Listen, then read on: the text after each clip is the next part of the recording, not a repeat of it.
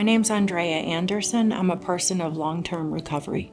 I'm recovering from substance use disorder, and before I came into recovery, I felt like recovery was a secret society.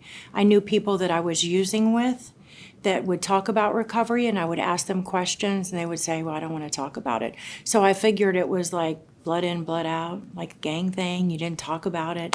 So I never really probed anybody because nobody would ever share their recovery story with me while we were using. I started IV use at the age of 15.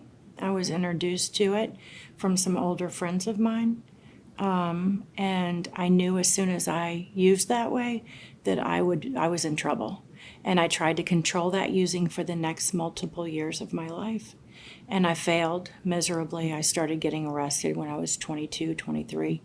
And I learned that I could not do probation. I could not put down my substances to do probation. So many jail sentences later, I finally went to prison. And when I got out of prison the first time, I went right back to using. And this time it was worse. I started doing things that I'm ashamed of, that held me in bondage even longer. So my when you knew moment was, I was headed to prison the second time within a year and a half. And I was desperate, homeless, doing despicable things for a drug that I absolutely hated. And I asked to see a minister because I just felt like God was punishing me. And she explained that God was saving me, and if I gave my heart to God, that my life would change. And we did a little prayer, and I was instantly changed. And I knew in my heart of heart that I never had to use again, and I could start a new way of life.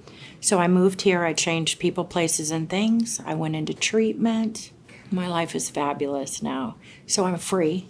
You know, it's not about the material things or monetary things I have. It's about the peace I have. And I no longer have to run from myself. And I'm creating a life that I no longer have to run from. It's the biggest freedom I've ever had. There is hope. You don't have to continue to live that way of life. Like, there's a solution, you know? You don't have to use no matter what. You don't have to drink no matter what. And this is such the easier, softer way. You know, the daily maintenance I do on my recovery is so much easier than what I had to do to support a habit that held me in bondage every day.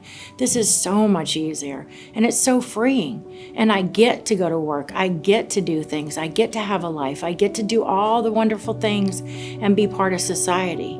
And it's just, there's hope. Reach out, get help.